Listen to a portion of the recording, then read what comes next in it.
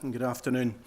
My role in the Council involves a combination of development planning, transport planning, a little bit of sustainable development, even some of the carbon reduction agenda, so fairly cross-cutting. And what I want to talk to you first of all about is the problems. These pictures demonstrate it. It's quite a nice place. People want to come and retire in Perth, they want to come and visit there, they want to come and live there. In fact, we're one of the fastest growing areas of Scotland, third fastest local authority growing area, 24.2% growth predicted in the 25-year period from 2012. Not just that, the other growing areas of Scotland in the darker colours like Aberdeen, Aberdeenshire, Highland, all of these areas actually go through or around Perth to access them. So we get a sort of double whammy there.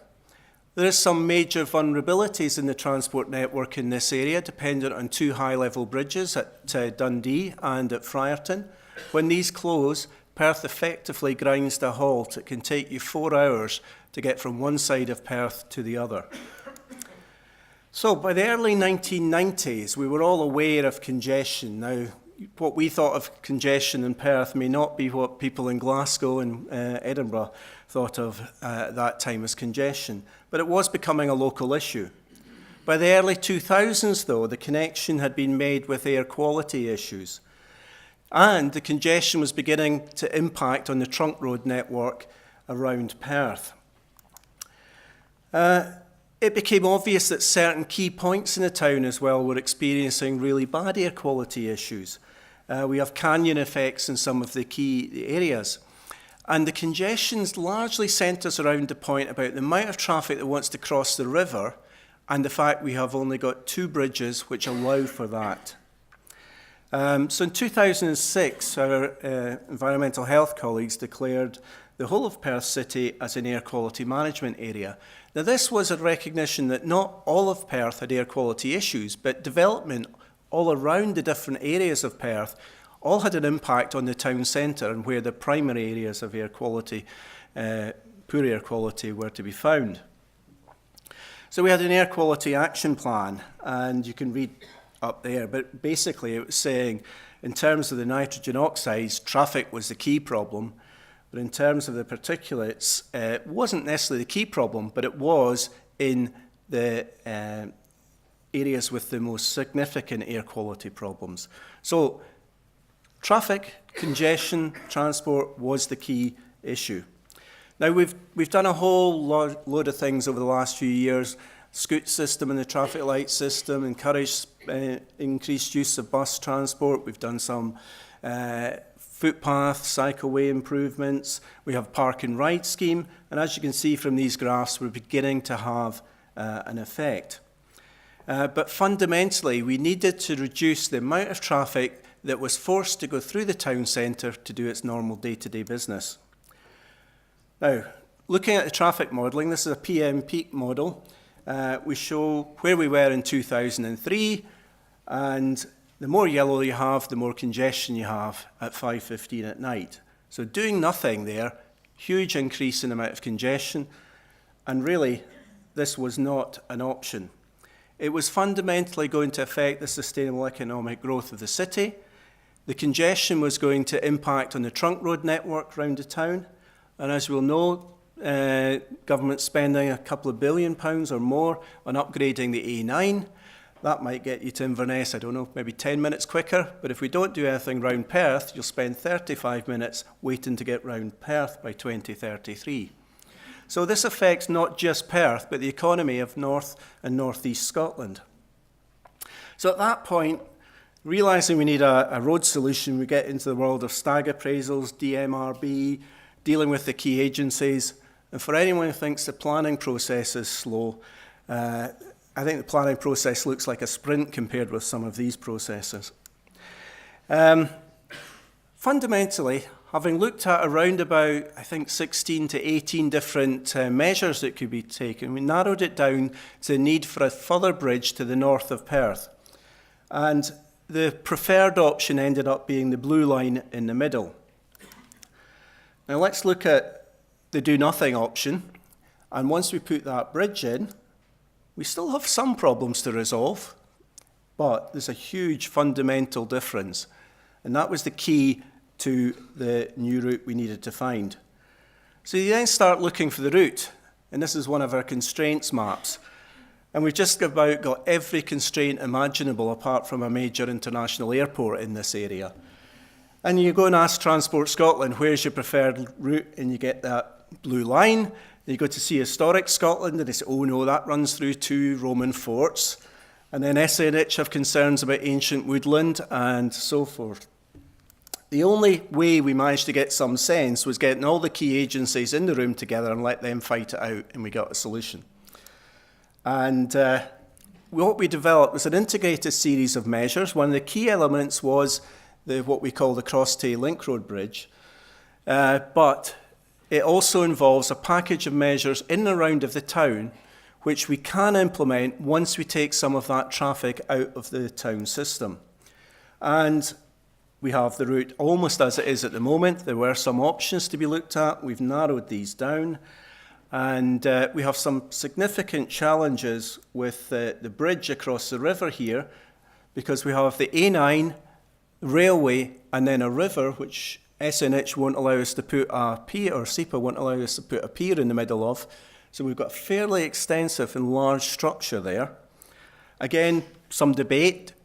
Historic Scotland might want to see a low-level bridge, less impact on the design landscape of Scone Palace. Others might want to see an impressive structure. I don't know which way that argument's going to go. So we then got on to our local development plan. And we had this major piece of infrastructure that we were going to have to put in. How do we utilise that to help the sustainable growth of the city and maximise the potential of the new transport links that were being created? So this is an extract from our local development plan. It actually concentrates, you don't see them all on this slide, but 6 key strategic growth areas round the city, round this transport network. Now, there are other advantages to this route as well in terms of opening up the events potential at Scone Palace.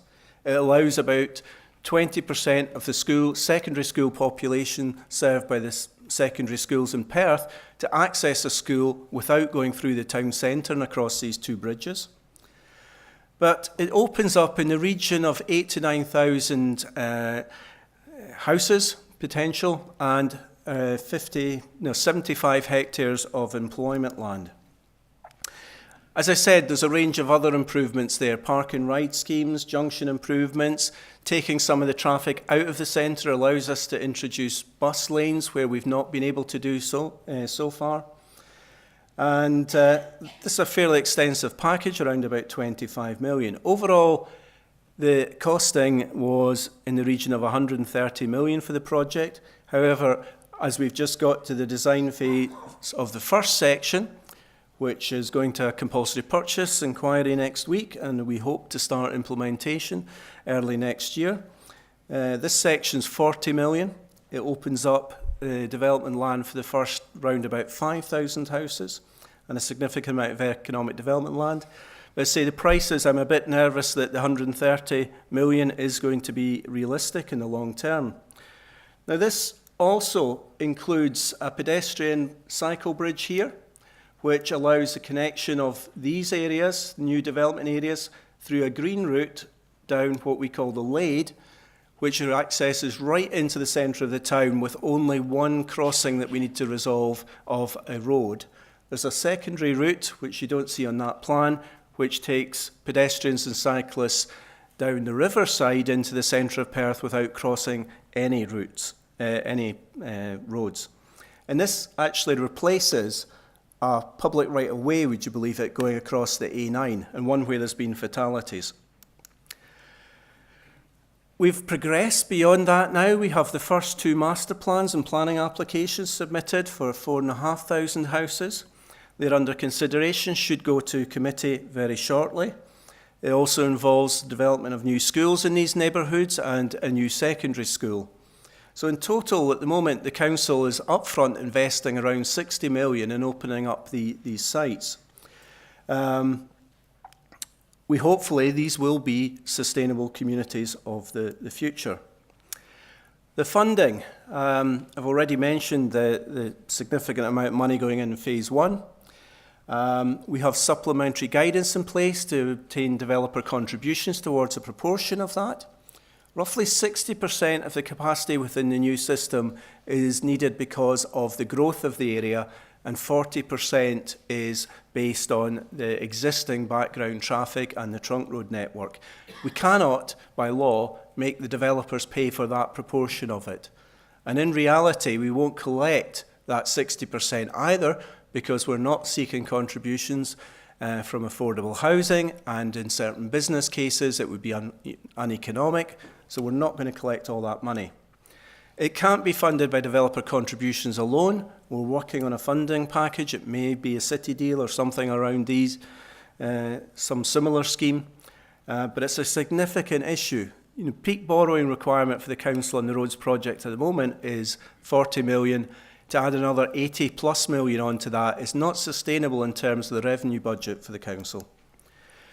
So summary, this project, it improves the air quality within the Perth town centre. We've taken out, when this is implemented, a significant amount of traffic. We're going to introduce measures to improve the public transport and the active travel networks within the city once this is done.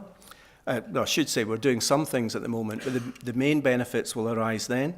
And that's partly to ensure that the traffic doesn't then find it easier just to get into town centre and we start to lose some of these benefits. But this supports 5 strategic sites, around 9,000 houses, 80 hectares employment land, a number of schools. The projected investment is in the region of 6 billion. And the potential, and I should say we're talking long term here, these sites will still be getting developed in 30 to 40 years of around 5,000 jobs. Now, some of the critical success factors here, we're having a council that embraced growth, except, should say, occasionally we do have the problems, as all councils have, when it comes to detailed application that's in your ward. There sometimes can be some issues. But the concept of supporting growth is heavily embedded in the council's psyche. The integration of transport planning and land use planning was also critical, allowing us to model what we were doing in the development plan quite closely. And that traffic model informs the air quality information as well. We have a good working relationship with our air quality colleagues who are based within the same service in the council. The robust traffic modelling was essential to justify what we were doing and the contributions we would require.